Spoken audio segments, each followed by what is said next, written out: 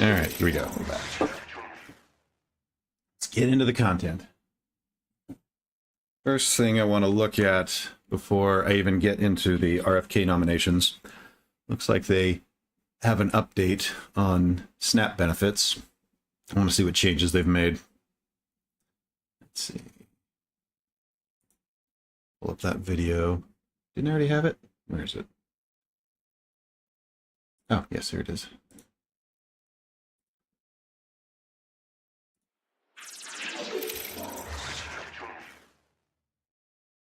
Oh, swap over my Bluetooth from my phone.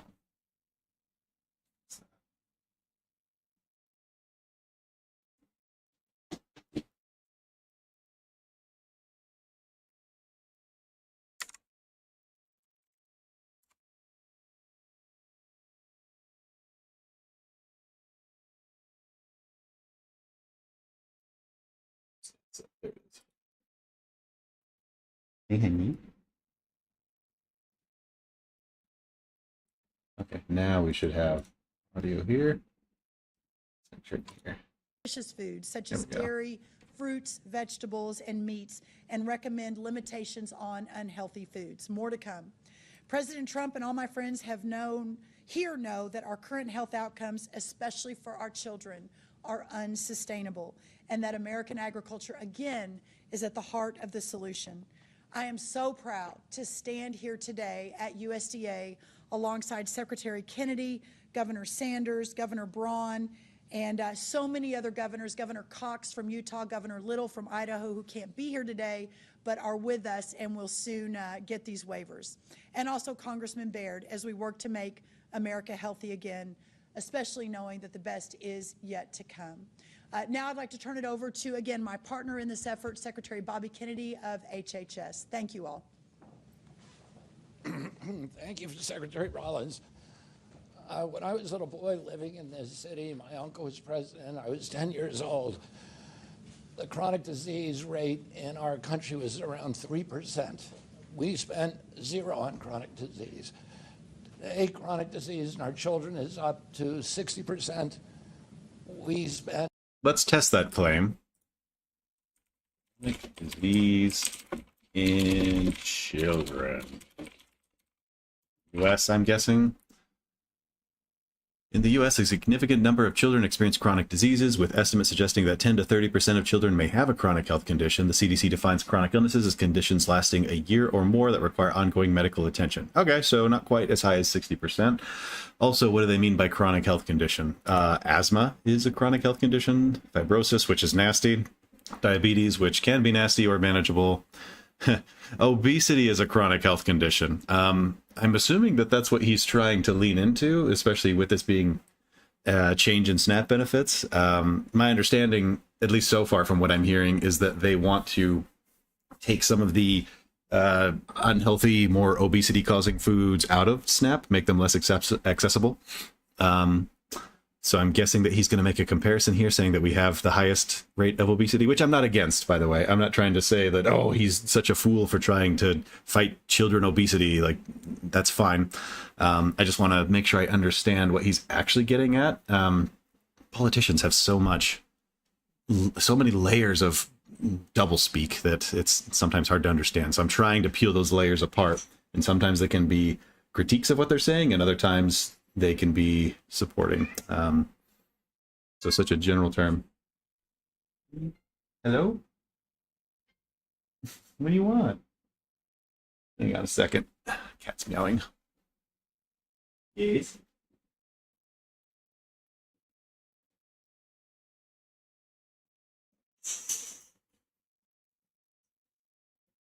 What? Yeah. Let's see. All right. I think she wanted to play in my storage area, but there was a curtain in the way, so she couldn't. All right. Okay, let's see what more he has to say here. Hang on.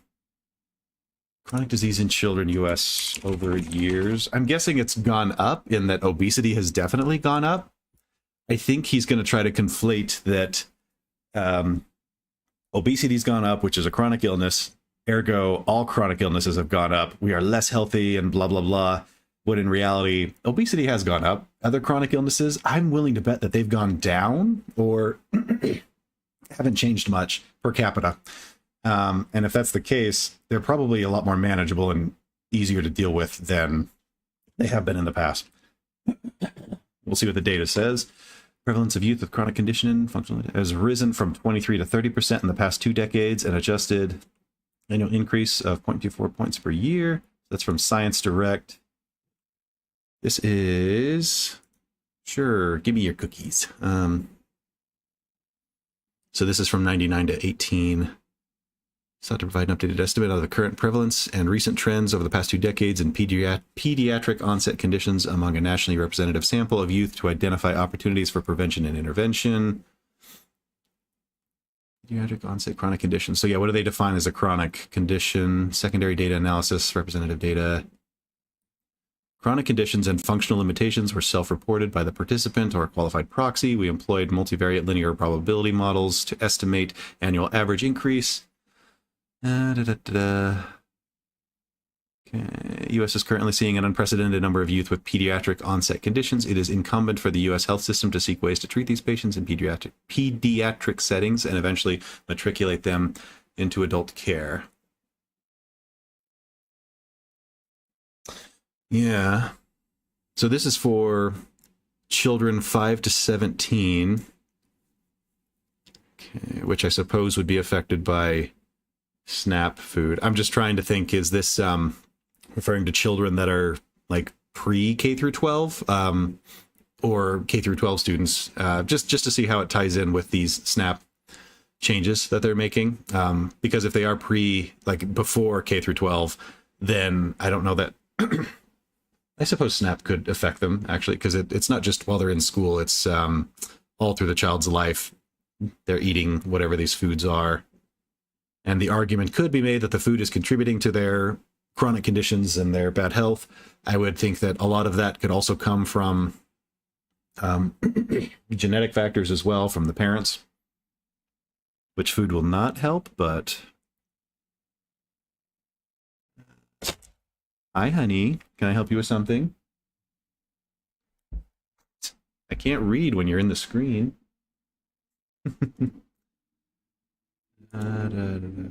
Okay. Maybe I'm digging too much into the weeds here. Let's see more of what he has to say before we start looking for details here. And about $1.7 trillion a year treating it. The cost is going up 2% faster than our economy is growing, so it's unsustainable. Secretary Rawlins pointed out about 75% of our kids can't qualify for military service, but the injuries are much deeper. We have a whole generation that's plagued by autoimmune diseases, by neurological diseases, by allergic diseases, food allergies, peanut allergies, etc. The fertility in our children has dropped dramatically. Girls are reaching puberty 6 years earlier. American teenage boys have sperm counts that are about 50% of 65-year-old men. Their testosterone is about half of what a 65-year-old man has. So this is a crisis for our country. Can I pause this? The cancer rates are also exploding. I don't know if he knows what he said there. He said fertility rates in our children are dropping? What? When I was a little boy living in the economy is growing, so it's 5% of our kids can't qualify for military. We have a whole generation that's plagued by autoimmune diseases, by neurological diseases, by allergic diseases, food allergies, peanut allergies, etc. The fertility in our children has dropped dramatically. Girls are reaching puberty 6 years earlier. What are you talking about? The only way that I can see that those two things coincide, that fertility is dropping in our youth and that girls are reaching puberty faster, wouldn't that mean that fertility is increasing, actually, because they become pubescent faster? I don't know what he's trying to get at there. I just think that's weird, a weird thing to say. But I'll let it slide because I frequently misspeak, especially when I'm giving speeches like this. And I don't like to call people on just little specific gotchas like, oh, you said this, ha ha ha. Let's try to look at, the meaning behind what he's saying. Teenage boys have sperm counts that are about 50% of 65-year-old men. Their testosterone is... Okay, that relates more, I think, to what he said in regards to fertility rates going down. That can be related to sperm count. It's just weird that he mentioned that about, maybe there's something I'm not understanding there, but my understanding is those two things are not related. Puberty in young girls and fertility rates in them. Is about half of what a 65-year-old man has. So this is a crisis for our country. The cancer... Half of what a 65-year-old man has. Does that matter? I feel like both of them are supposed to have low sperm counts, right? Like a 65-year-old man is moving towards the end of their life. They're supposed to have low testosterone, low mating possibilities. It would just make sense that their sperm count would be low. And young teenage boys, I guess we would think that their sperm count should be high on its face, but should it? I'm not sure. I'm not sure about that claim. What would we expect there, and what have we seen in the past? Rates are also exploding. We know that the part of the problem is that we're not giving our children good food. The exposures are coming from chemical additives in our food, and we need to create, and then just bad food, sugar drinks like sodas. And for 20 years, Democrats and Republicans have been talking about this on Capitol Hill and saying, why are we paying for this? If somebody wants to drink a soda pop, we have no problem with that. We believe that we have freedom of choice in this country. A taxpayer dollars should not be funding these injuries to our children. And we pay for it twice. We pay for it through the SNAP program, and we pay for it later on with diabetes and obesity. And we pay for that at CMS, which is my agency, through Medicaid and Medicare.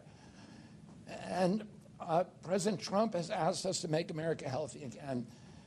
The first time in our history, we have a Secretary of Agriculture of USDA, Brooke Rollins, who has the courage and gumption to actually...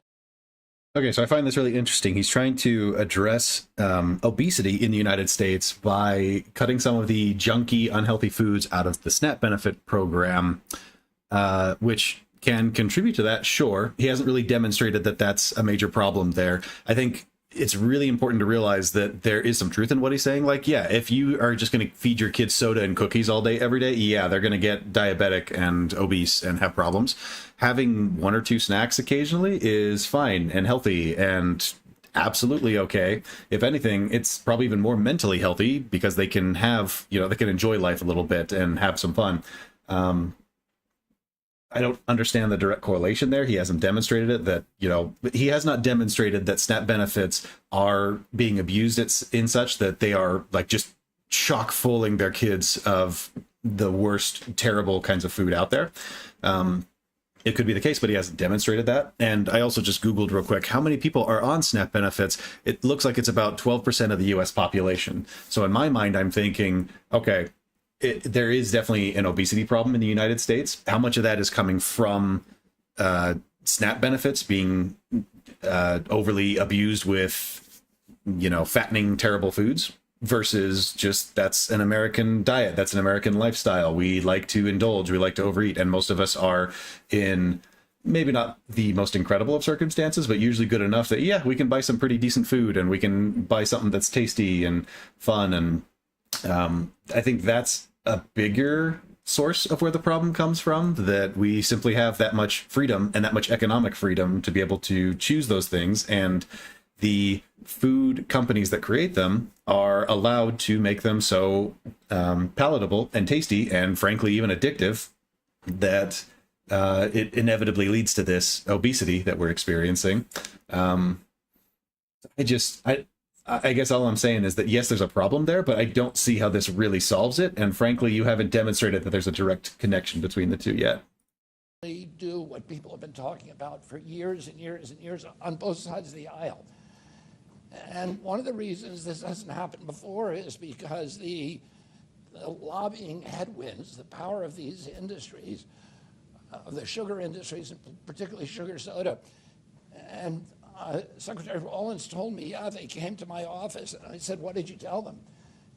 And she said, we're paying for nutrition, and there's no nutrition in your product.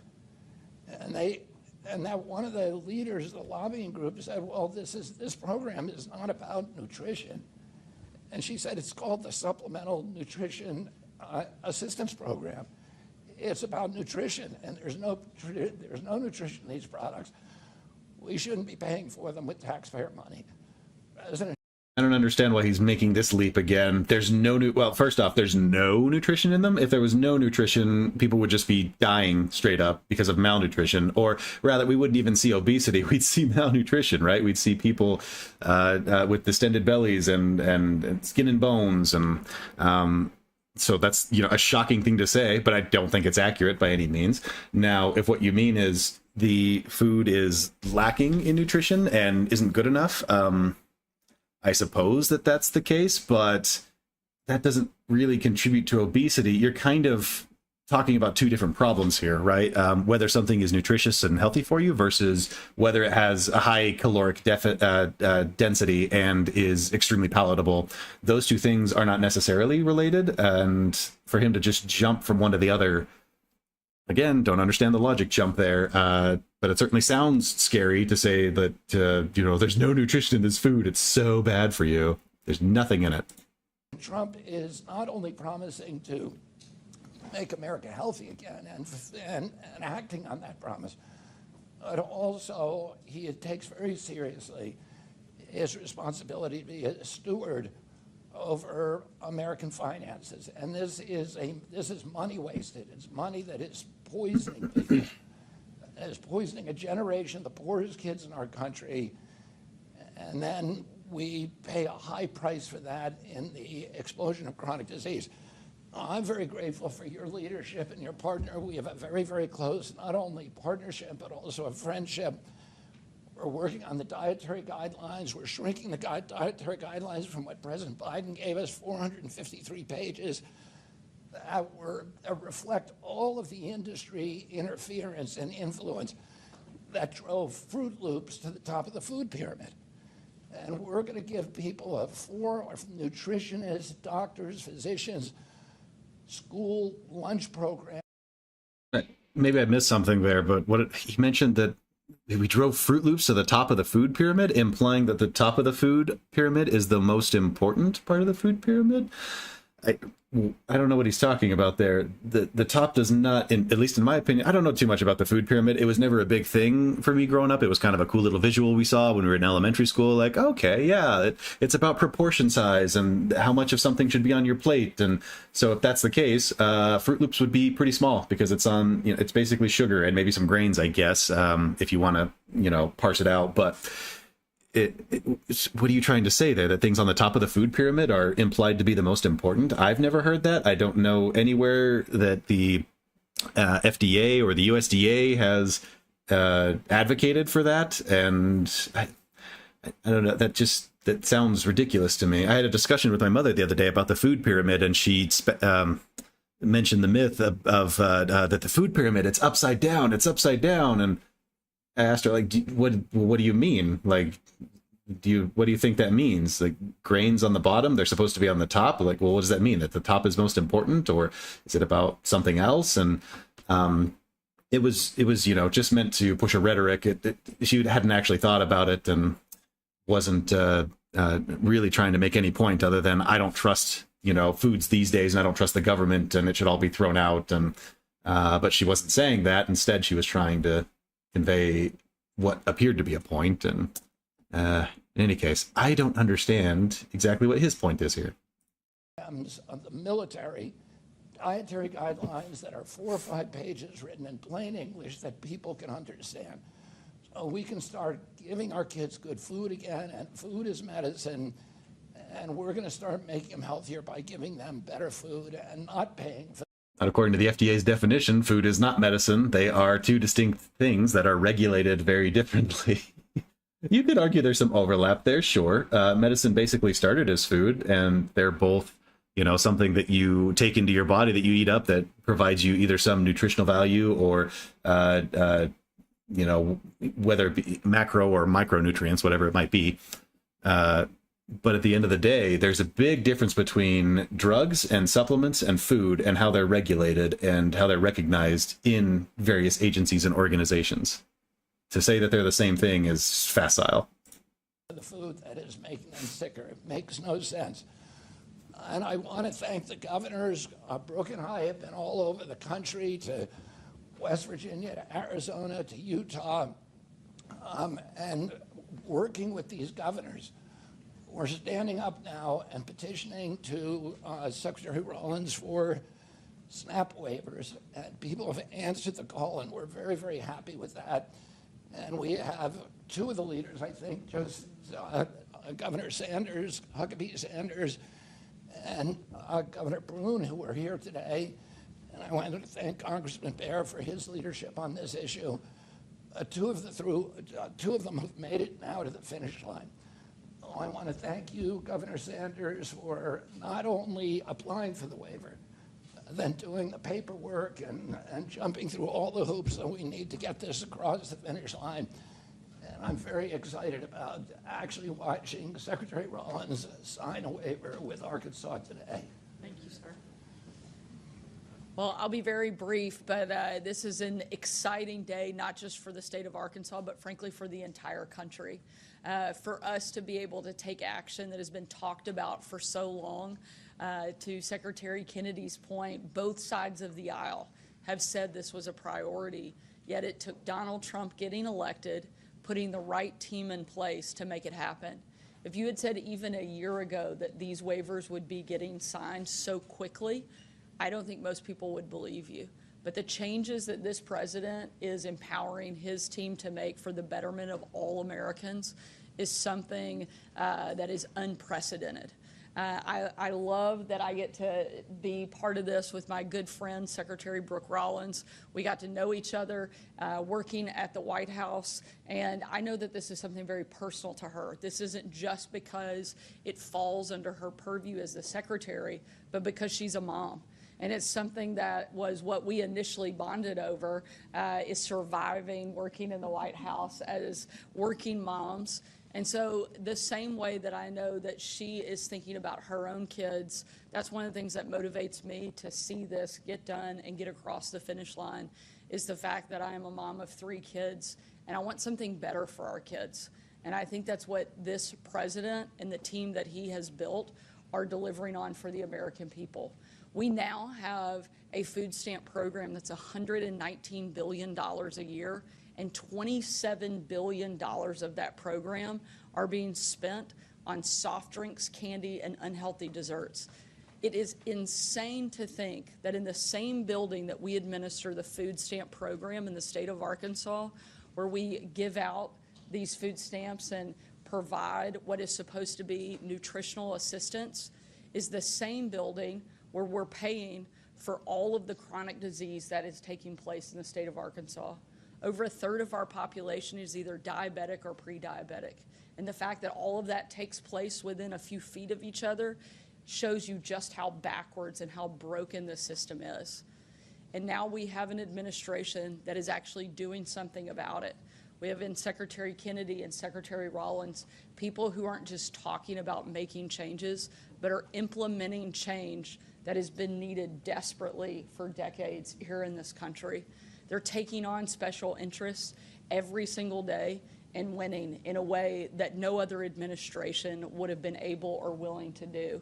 And while Brooke cheers for the wrong football team every fall, I think that she is cheering for the right things to happen. I had to get that in there. She's cheering for the right things to happen in this country. And there is nobody that I have greater confidence in helping us make sure that our kids in our country are healthier. And that has to be something that we start focusing on, not only because we want our quality of life to be better, but we are bankrupting our country because of what we are doing and the way that we're operating. So Okay, I'm gonna cut in there. Bankrupting our country with what we're doing. I looked up the where was it? How much does SNAP cost and the percentage of the budget that it is? Because on its face, I'm in agreement. I think everybody's in agreement. If we're wasting money on SNAP benefits for garbage food that doesn't need to be spent on, sure, let's cut it. And I think every little bit matters.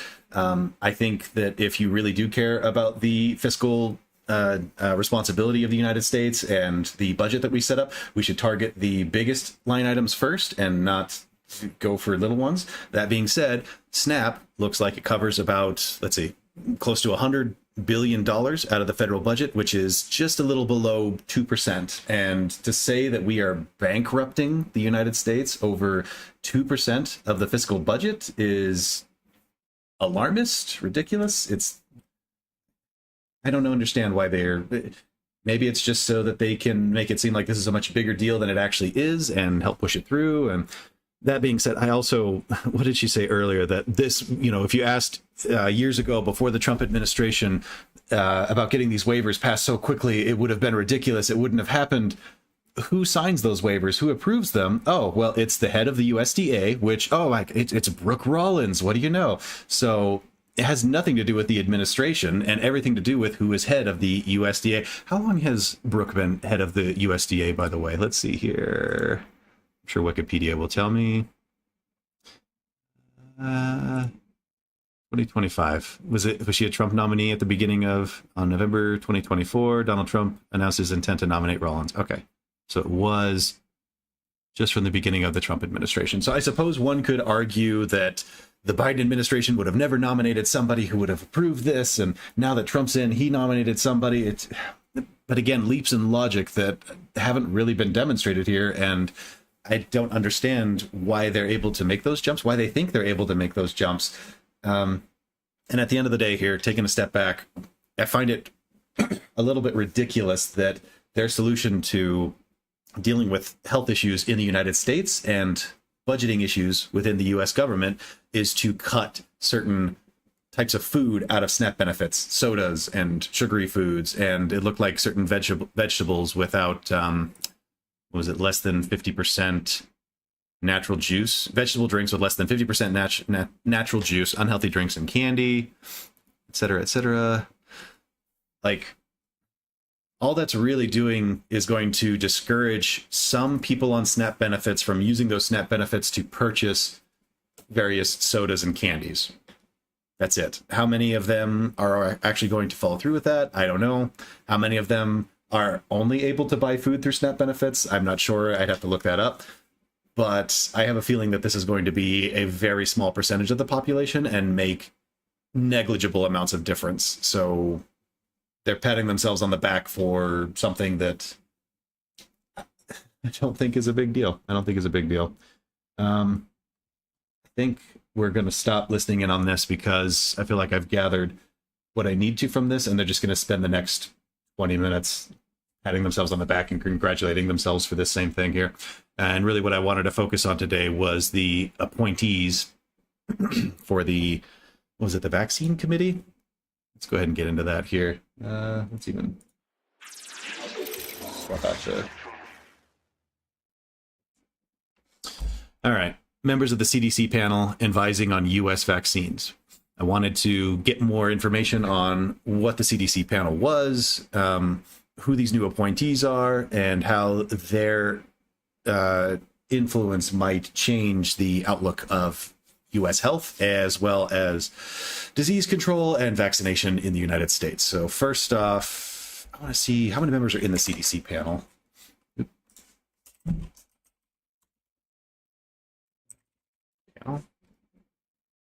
Let's see. Advisory Committee on Immunization Practices, the ACIP, a panel of experts that advises the Centers for Disease Control and Prevention on vaccine policies. So they only advise on, well, I guess it's disease control and, they only advise on vaccine policies and recommendations. It's just interesting that they call them the CDC panel and all they do is advise on vaccines. You would think that they'd specify and say that advisory panel on vaccines or something. Let's see. Composition. Panel consists of medical and public health experts, including pediatricians, blah, blah, blah, blah, blah. Fact, recent controversy. How many members? CDC panel. All 17. Okay. I was just curious as to whether it was he removed all members of the panel previously, or if it was just a chunk of them and he took out the most contentious ones or ones he didn't believe in the most, but he removed all of them. Okay. So let me take a step back here just to catch anybody up who is not familiar with what this is. A few days ago, RFK Jr. removed all members of something referred to as the CDC panel, which advises the United States Center for Disease Control on vaccinations. It looks like they had 17 members, and RFK Jr. canned all of them. The reason he said that he did that was due to conflicts of interest, and that new appointees would be needed to restore public trust. I think anybody on the outside looking in that doesn't know even too much about this panel whatsoever would immediately feel like, oh, this is a political stunt to remove all of the naysayers out of this panel, people that you don't really like and that don't support you, and to completely replace them with yes men, with people that are on your side and tend to support you.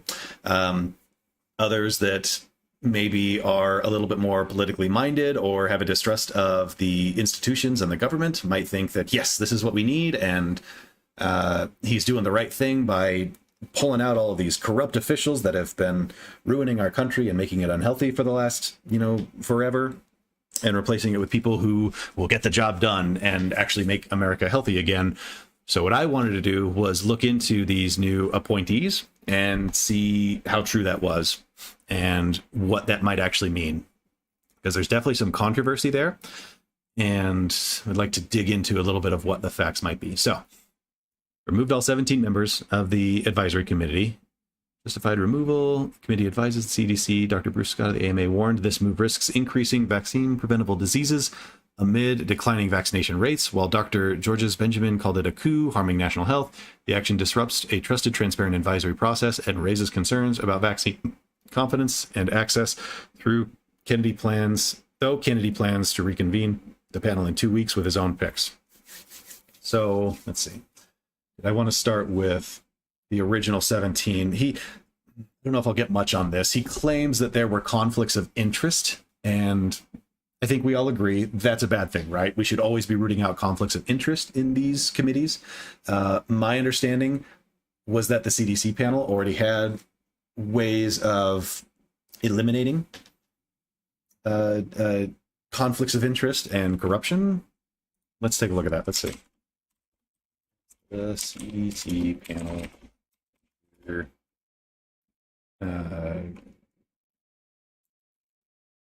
Against conflicts of interest. I'm sure they have a policy on this. This is not an organization that's just like, oh, we don't we don't know how this works. We don't care about conflicts of interest. We just appoint people, whatever. Implements measures to address conflicts of interest among its members. Here are some of the procedures. Disclosure and recusal. Members must declare any potential COIs, including business interests or connections to relevant organizations, and recuse themselves from discussions and votes related to areas where a conflict exists. Transparency. The CDC offers a web tool allowing public access to past conflict of interest disclosures. Vetting review. Voting members undergo vetting and financial disclosure reviews upon appointment and annually. This is the kind of stuff that I'd want to look into. A structural process that they go through on a periodic basis, because if it's just a self-report system, I don't think that there's a lot of good for that. You kind of have to have a third-party organization that comes in and audits these. If it's just a self-proclamation thing, how easy would it be for somebody to come in and just say like, oh, no, I don't have any conflicts of interest with this. I'm barely interested at all, Obviously, I'm being a little bit facetious there, but if it's a self-report and nobody checks in on it, it's a system that can be very easily abused, which I'm against. But if they have a structure for this, then RFK Jr. is going to need, in my opinion, some better evidence to support his reasoning for doing this. Ethics training. Members receive regular ethics training. And work groups. ACIP work groups also have screening procedures for potential conflicts with annual updates. So there are, let's see, structures. Currently, committee members are required to declare any potential conflicts as well as business interests that arise during their tenure. They also must disclose blah, blah, blah. That's just from PDS. So here are the disclosures. Let's see what they have to say.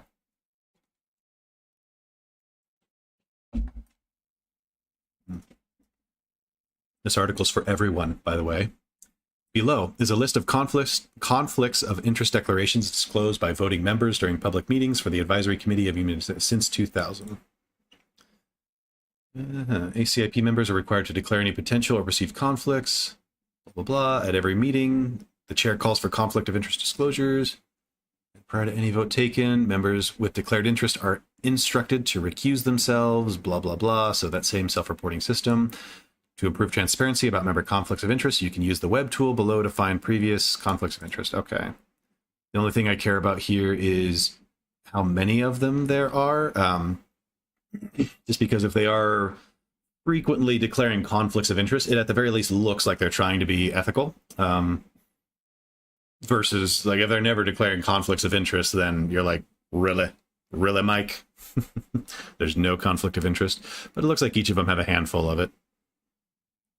Let's see. Let me just see here.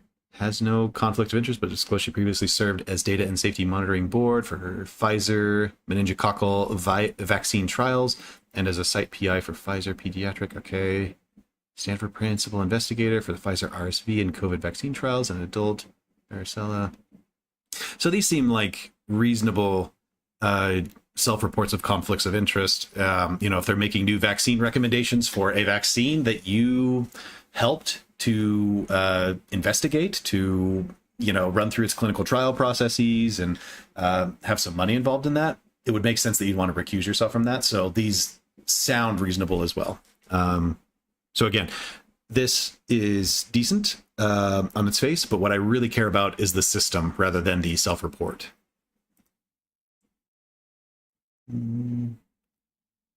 Disclosing competing interests in CDC guidelines. Is this just a PDF guideline?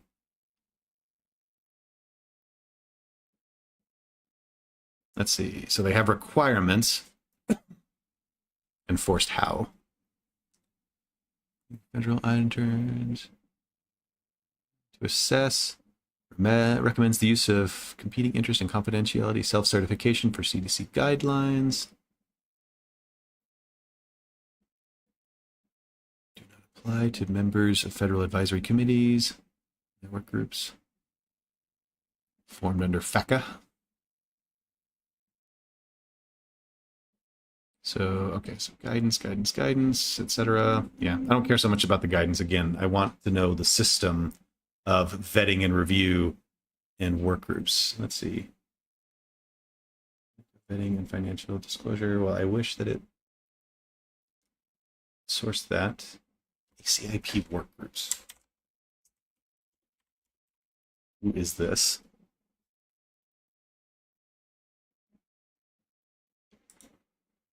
Okay.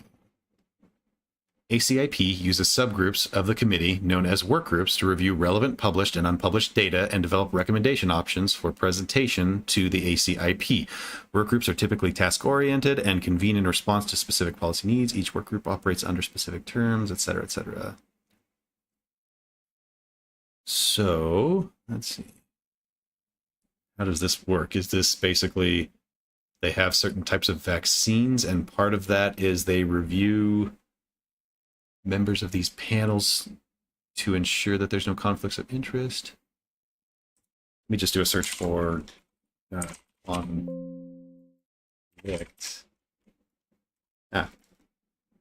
There's a policy. Is this the same one? Advisory committee processes. Avoid undue influence, the appearance or perception of conflict of interest in WG discussions. Screening for potential conflicts will be conducted upon establishment of annual updates will be collected.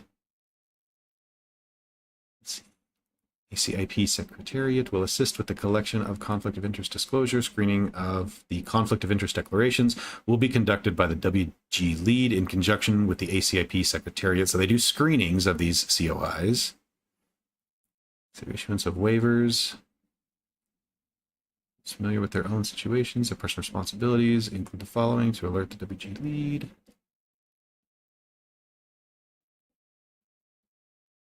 COI exists when a participant has a financial interest in a vaccine product, related product, etc. Yep, that makes sense.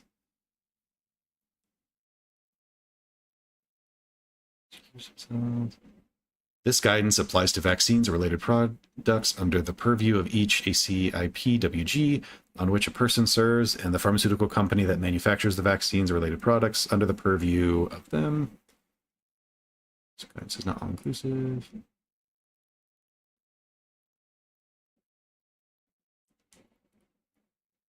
Okay, so that's guidance. Let's see, what other conflict of interest is on the page? Okay.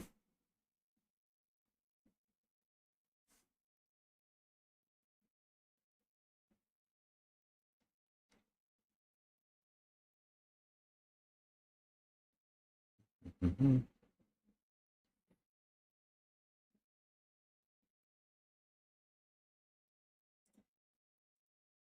So let's see. Procedures based ensure against conflict of interest. Work groups. ACIP work groups also have screening procedures for potential conflicts with annual updates. So I mean, it's documented here that they have screening procedures for potential conflicts. Just undergo vetting and financial disclosure reviews.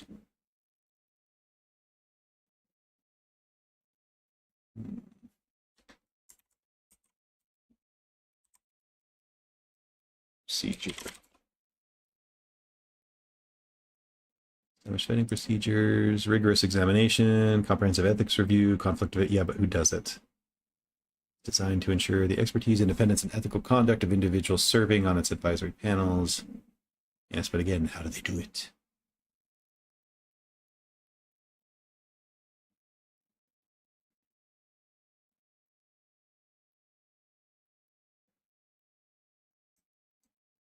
Where's this sourced from? News.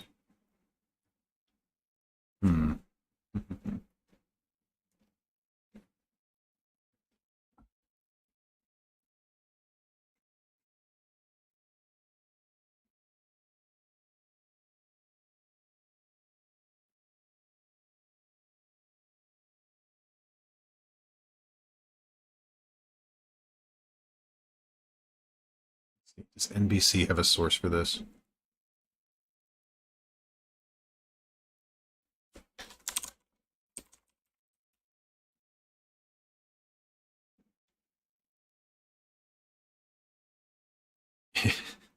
This is an interesting thing to say.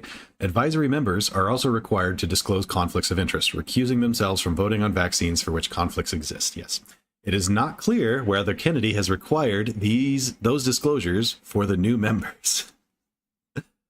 Wouldn't that make things so much better if... Yeah, they're just not required. We don't... The old guys, they definitely had conflicts of interest. They were definitely corrupt and dirty. But the new guys, we know that they're so clean, we don't even need to check. It's not required. It's fine. Love to look into that. Plagued with persistent COIs and has become little more than a rubber stamp for any vaccine. Where's your evidence of that they are plagued with COIs? Members of the medical community have widely resisted that claim, saying there's no evidence to support it, which, of course, they say that. For one, it's the medical community, so either you believe that the system is broken and corrupt, and of course they would defend themselves and say that, or you don't, and it's just a system, unlike like any other, that has watchdogs and tries to take care, like does its best and screws up sometimes, but overall, there's no real major conflicts of interest, and so this is insulting for RFK Jr. to imply that with no evidence whatsoever. But again, if you distrust the system, he doesn't need evidence. All he needs is to make you feel that you're being taken advantage of. All right. Evidence to support it. So who are the new members? believe there's 8.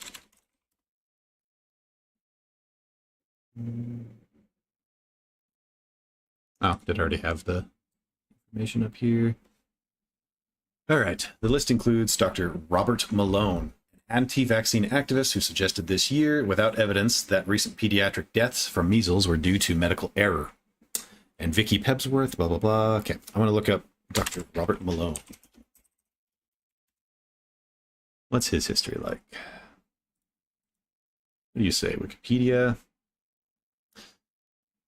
Let's just look at the summary first off. Robert Wallace Malone is an American physician and biochemist. His early work focused on mRNA tech, pharmaceuticals, and drug repurposing research. During the COVID-19 pandemic, Malone promoted misinformation about the safety and efficacy of COVID-19 vaccines. Coming in hot there with misinformation. From The Atlantic, the vaccine scientist spreading vaccine misinformation. Robert Malone claims to have invented mRNA technology. Why is he trying so hard to undermine its use? If I can't have it, no one can, right? Let's see. Medical doctor, I'm an infectious disease researcher, recently suggested that the Pfizer and Moderna vaccines might actually make COVID-19 infections worse. He chuckled as he imagined Anthony Fauci announcing that the vaccination campaign was all a big mistake. Oh darn, I was wrong, and would need to be abandoned. When he floated that nightmare scenario during a recent podcast interview with Steve Bannon, both men seemed almost delighted at the prospect of public health officials and pharmaceutical companies getting their comeuppance. This is a catastrophe, Bannon declared, beaming at his guests. You're hearing it from an individual who invented the mRNA vaccine and has dedicated his life to vaccine. He's the opposite of an anti-vaxxer. And it's starting to rub out there. Doesn't really sound to me like there's a lot of credibility behind this guy. Let's see, where's some more detail? I guess the stuff we really care about is this COVID-19 research and controversy, because with the rest of his career, I assume it's just undergraduate, PhD, research, and then conflicts and controversy. Let's see. He performed experiments on the transfection of RNA into human rat mouse, blah, blah, blah. So this work published in 1989. In 1990, he contributed to a paper with John A. Wolfe, Dennis A. Carson, and others, which suggested the possibility of synthesizing mRNA in a lab to trigger the production of desired protein. These studies are recognized as among the earliest steps towards mRNA vaccine development. So at least he has some grounded reality in his claim of being the inventor of mRNA vaccines. Credit for the distinction is more often given to the lead authors of the major papers he contributed to, such as Felgner and Wolf. Later advances, blah, blah, blah. Let's see. Sounds to me like he's a little bit bitter that he helped with the initial research, but is not credited since he's not one of the lead authors on the major paper.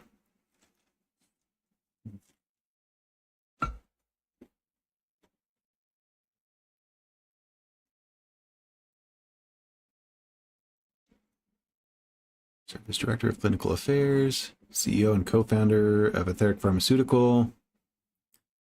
C16 was contracted by Medical Research Institute to assist in the development of treatment of the Zika. Okay. Yeah, certainly nothing super crazy in early career. And then in June 2025, Secretary of Health and Human Services Robert F. Kennedy named Malone to the Advisory Committee on Immunization Practices. So I guess looking at this from a glass half full perspective, it sounds like Dr. Malone has an education in mRNA technology and the proper credentials to advise on vaccination strategy in pandemics, but was also a huge COVID-19 skeptic to the point of spreading misinformation. Yeah, let's see what the misinformation looked like. Early 2020, during the COVID-19 pandemic, Malone was involved in research through the Defense Threat Reduction Agency's domain program into the heartburn medicine famotidine as a potential COVID-19 treatment. Why? I mean, that's how research works sometimes. We throw stuff at the wall until we find something that sticks, but why would you think heartburn famotidine is a potential COVID-19 treatment? Okay. Interest in the drug candidate followed early observational data suggesting that it may have been associated with higher COVID-19 survival. Malone, with the Alcam Laboratories, suspected famotidine may target an enzyme that the virus uses to reproduce, and recruited a computational chemist to help design a 3D model of the enzyme. After encouraging preliminary results, Alchem Labs, in conjunction with New York's Northwell Health, initiated a clinical trial on famotidine and hydroxychloroquine. Excuse me. Why would they do it together? I guess they had promising results initially. They're looking for synergistic effects. Okay. Malone successfully proposed to the publishers of Frontiers in Pharmacology a special issue featuring early observational studies on existing medication used to treat, for which they recruited other guest editors, contributors, and reviewers. The journal rejected 2 of the papers selected, one on famotidine co-authored by Malone and another submitted by physician Pierre Corey on the use of ivermectin. The publisher rejected the ivermectin paper due to what it stated were a series of strong, unsupported claims, which they determined did not offer an objective nor balanced scientific contribution. Malone and most other guest editors resigned in protest in April 2021, and the special issue has been pulled from the journal's website. Starting in 2021, Malone received criticism for propagating COVID-19 misinformation and conspiracy theories, including making dangerous and misleading claims about the toxicity of spike proteins generated by some COVID-19 vaccines, using interviews on mass media to popularize medication with ivermectin, and tweeting a study by others questioning vaccine safety that was later retracted. He said that LinkedIn temporarily suspended his account. So it sounds to me like I suppose you can have a major distrust of the system, and they realize that he was onto something here, and we can't have people actually being cured of diseases, so we're going to pretend that his scientific contributions have a series of unsupported claims and reject his papers and discredit him and keep the world sick so that we can keep making money. I suppose you can look at it that way, but to me, it looks more like, hi, honey. You want to jump up here? Let me see what I got. There you go. Hi. B looks more like a researcher that submitted a paper that was not good, that it lacked the academic rigor that it requires to be published in such a journal, and was rejected, and they got pissy about it and decided to burn bridges rather than fix their science, right? Do a better job. Let's see. COVID-19 misinformation and vaccines. So let's see. What do they do on the Joe Rogan Experience? 2021, Malone claimed on the Joe Rogan Experience that mass formation psychosis was developing in American society in its reaction to COVID-19. What is your evidence of that? I certainly haven't seen mass formation psychosis anywhere. Just as during the rise of Nazi Germany, the term mass formation psychosis is not found in the DSM, is not based on factual medical information, and is described by Steve Riker, a professor of social psychology at the University of St. Andrews, as more metaphor than science, more ideology than fact. 270 physicians, scientists, academics, nurses, and students wrote an open letter to Spotify complaining about the content of the podcast. In 2022, Congressman Troy Nehls entered a full transcript of the JRE interview with Malone into the congressional record in order to circumvent what he said was censorship by social media. Malone has spoken at anti-vaccine and anti-vaccine mandate rallies, including a January 2022 rally in front of the Lincoln Memorial. Yeah, that sounds to me, he's not a vaccine skeptic, he's anti-vaccine. He thinks they don't work. He thinks that they're bad. So you want this person in the CDC panel making recommendations of what vaccines we might implement and use? Sounds like they just don't want any vaccines. Let's see, personal life and politics. In Virginia on a horse farm, high school sweetheart, married. She has a PhD in public policy, although his wife has attended several conservative conferences. Malone says that he does not align with any political party. Okay, not much I'm going to lean on there. I was just curious if they had anything in the political side of things. So one thing I saw in the news the other day that kind of struck me, I thought was interesting, was they mentioned that the way that they that they referred to Dr. Malone was as a vaccine skeptic in the headline, which fine, sure, technically in some way he is. But as you read the article, they would further that by saying that he is a skeptic and also has been known to spread COVID-19 misinformation, as well as a known anti-vaxxer. So there's more to it than just a vaccine skeptic. Like, if he was just a vaccine skeptic and a healthy one at that, then fine, put him on the panel, no big deal. The science will speak for itself and it'll get through. It's just a panel for recommendations. But if he's completely against every vaccine under the sun, regardless of efficacy, he really just sounds like a jilted lover to me that found more fame and more money and political power in fighting the system and going on the Joe Rogan Experience than he ever did in research. Apparently, I guess he wasn't a very good researcher. Hey, honey, cat's so cuddly today. Oh, over my lap. All right, so there's Dr. Malone. What others? Vicki Pebsworth, Director of Research and Patient Safety at the National Vaccine Information Center, NVIC, huh? Also considered a leading source of misinformation about vaccines. That's the Information Center, right? Study anti-vax Facebook groups in early days. Well, first off, what is the National Vaccine Information Center? That sounds official, right? That sounds like a government institution. Vaccine Information Center. But what actually is it? VIC? It's a .org website, not a .gov, which means it's a nonprofit organization, sure, but not a government-instituted organization. So that's not saying that they're bad, but don't mistake them for a government institution. Make informed vaccination decisions for yourself and your child. Learn about risks and complications. Educating, taking a stand, donate. The truth about whooping cough. Truth about whooping cough. State vaccine legislation report. State legislator lead the way to protect informed consent. Do you know about vaccine laws in your state? Yeah.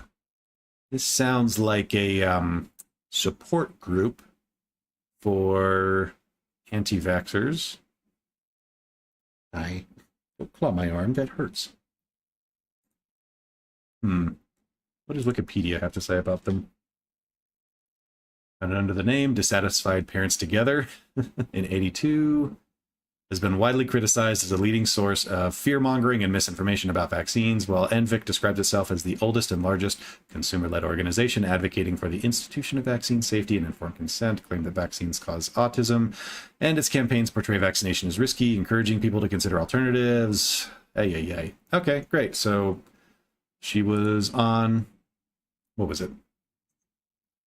Director of Research and Patient Safety at the National Vaccine Information Center. Great. So another anti-vaxxer. Vicki Pebsworth. Chiropractic. Okay. The advisory board.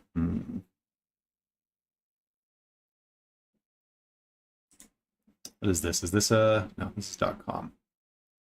Okay. Well, apparently she hasn't done enough to warrant, say, a Wikipedia page. Everything that's coming up is really just news articles. I guess there's this Chiropractic Society of Wisconsin. Of her what? Meet the speaker. Okay, so this is her speaking at a conference. Board. Okay, well, that certainly looks official. What does NPR say about the other vaccine advisors? Do they just have... Okay. Kennedy did not pick people with strong current expertise in vaccines. Professor who studies vaccine policy. It tells me that Kennedy is setting up a committee that would be skeptical of vaccines and possibly willing to implement an anti-vaccine agenda. I don't like that they're continually using the term vaccine skeptic. I don't think these people are vaccine skeptics. I think they're anti-vaccine.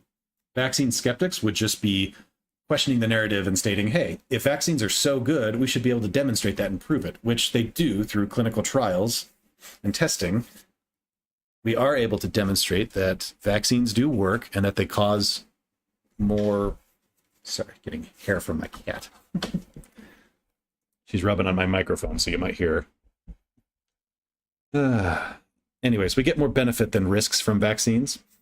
It is demonstrated that way. And a vaccine skeptic would, push back against the narrative of like, well, are they required? Is the benefit really worthwhile, et cetera, et cetera.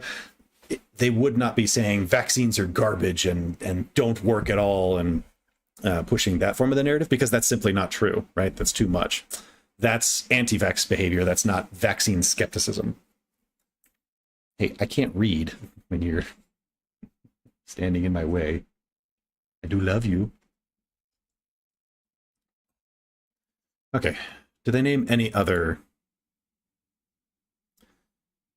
An epidemiologist and biostatistician upright, the Great Barrington Declaration with Dr. J, who's now director of the National Institute of Health. That open letter questioned lockdowns and other public health measures. Early COVID-19 declined to comment when reached by NPR.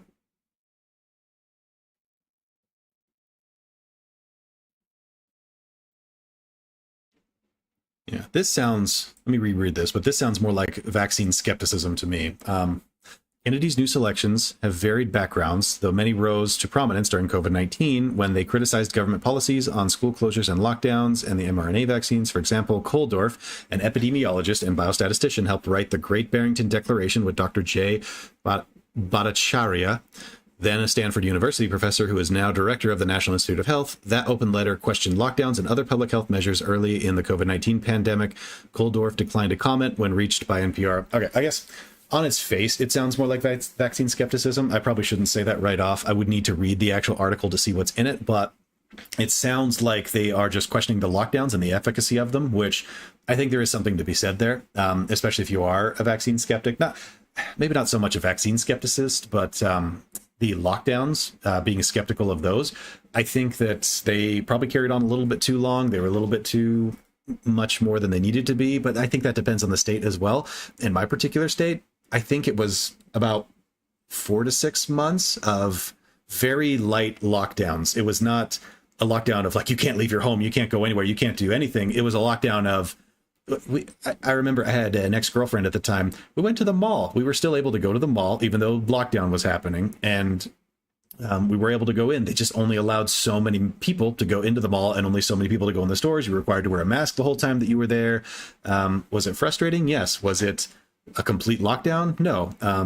But I know other states made it even more strict by, basically for 6 months, you couldn't go anywhere. You couldn't do anything. You couldn't go to school. You couldn't go to the mall.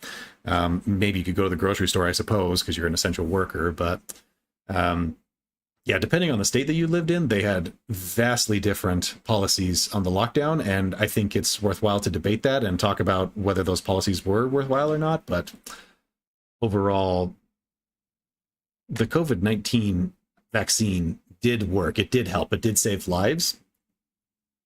And the skepticism should come from a place of, how much risk it causes rather than does it work at all. Yeah. Okay, do they name anybody else? Vicky. State concerns about the shots.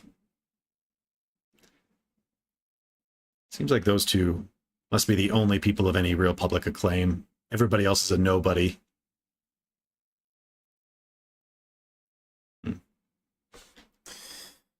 Well, in my opinion, this certainly doesn't look good for the outlook of the health of the future of the United States, the future of the health of the United States, excuse me.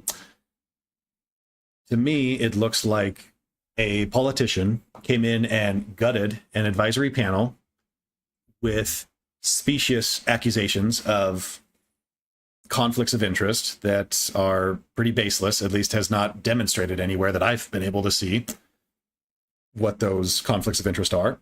And even if they are, the system has procedures built in to reduce conflicts of interest and to report those.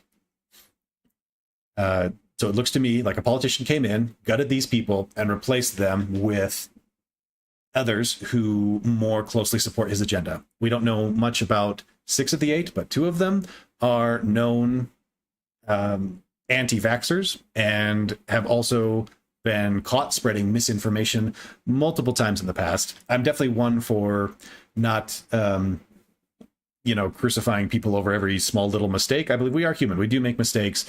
We will make mistakes, and we shouldn't be, completely destroyed based on one mistake. But if you have spread so much misinformation that you have your own Wikipedia page on it and plenty of sources, you're showing up on the Joe Rogan Experience to talk about it and lay the groundwork for even more misinformation, you're no longer a skeptic. You're no longer making a single mistake. You are spreading misinformation and lying to the public in order to what? Get more power, I guess? Get more points? Can't say for sure, but this doesn't look good to me. This certainly looks like a politician who came in and gutted an institution and is replacing them with people that support him. So I am wary to see where things go for the CDC. All right, I'm a little depressed now. Let's pull up some videos, see if we can find something fun to watch on YouTube.